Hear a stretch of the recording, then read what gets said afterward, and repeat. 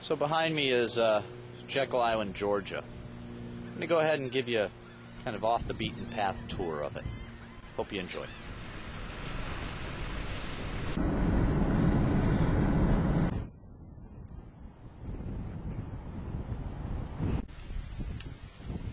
So the state's really done a nice job to provide some good facilities out here on Jekyll Island. Everything, most of them are handicap accessible, but they really encourage you to get out and enjoy the beach. So they have these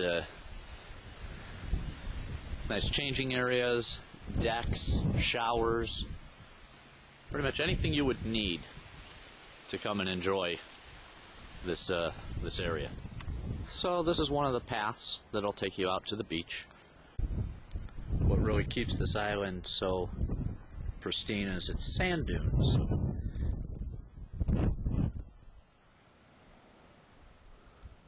Which visitors, of course, are encouraged to stay off of because, well, it is a barrier island, and in the event of a storm or high tide, those sand dunes will actually protect it.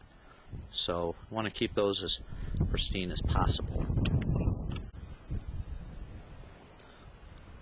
The sand dunes also serve as a location where sea turtles will come up at night, bury their eggs, and then after they hatch, the little sea turtles will travel all the way back into the ocean. It's also not uncommon to see wild dolphin playing right off the beach.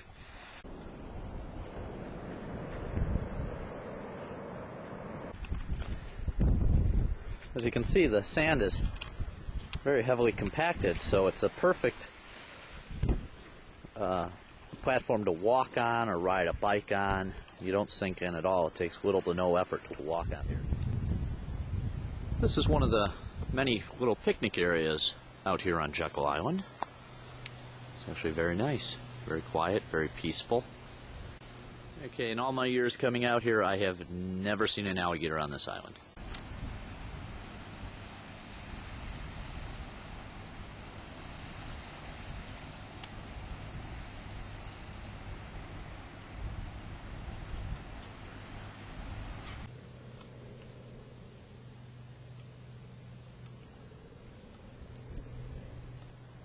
One of the preferred methods of transportation out here is bikes. Everybody rides bikes, so they've got miles and miles of dedicated bike paths that'll take you all over the island. So if you like to ride bikes, this is the place to be.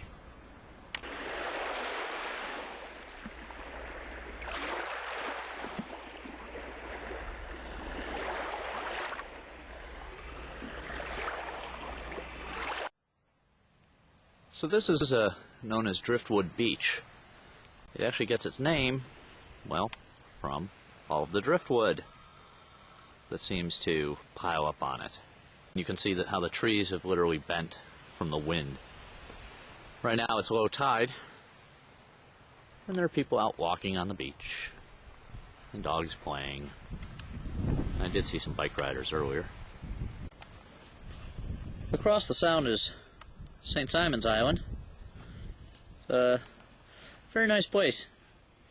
A little bit crowded for my liking, but they've got great shops, wonderful restaurants, and if you're in this area, definitely worth spending some time out there. Here's kind of another shot of Driftwood Beach. You can see the trees that have just washed up on shore here and made this their home. On a nice warm day, you'll actually see a lot of people enjoying the beach here, and kids climbing and playing in all the old trees.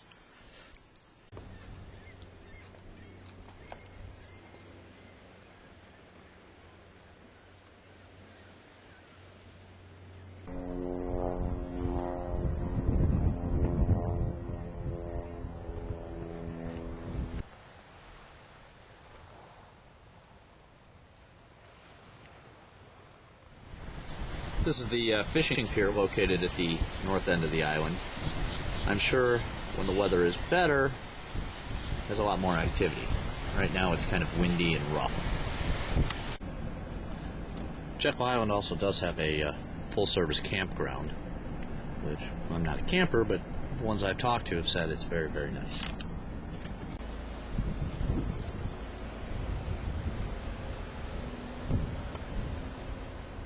All right, behind me are the remains of one of the oldest homes here on Jekyll Island. It's called Horton House, and it dates back to 1736.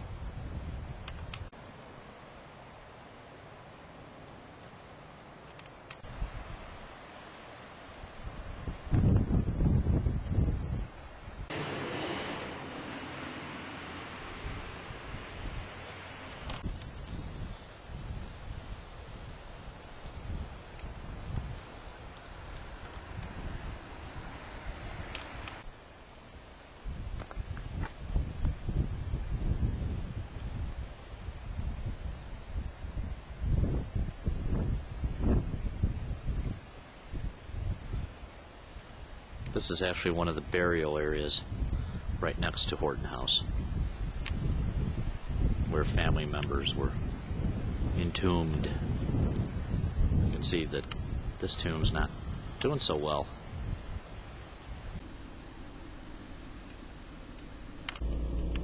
Okay, we've just entered the Jekyll Island Club in the Historic District.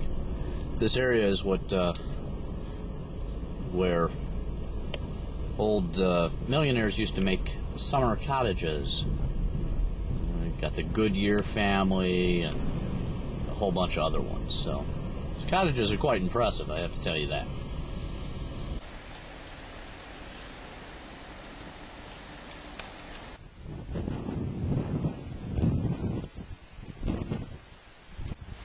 As you can see, they're in a constant state of upkeep. The salt air, the wind, and the sun really does a number on these. So they're really doing everything they can to maintain them. This is the famous Goodyear cottage. Same Goodyear from the tire company.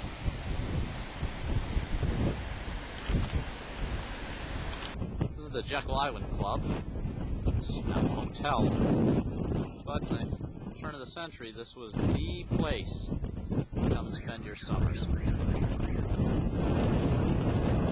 This area is known as the Wharf, right on the other side of the Jekyll Island Club. Jekyll Island also has Summer Waves Water Park.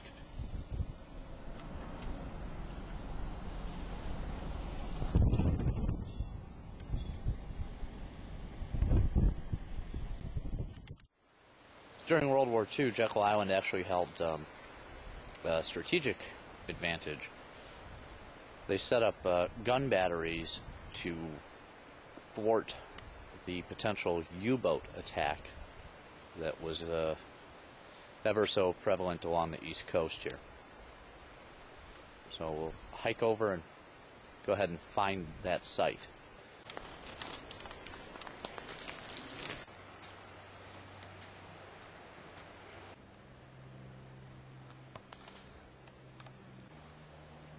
These are the remains of the gun mounts. They pulled the guns, but decided to just leave the mounts behind. I hope you had as much fun watching my video tour of Jekyll Island as I had making it.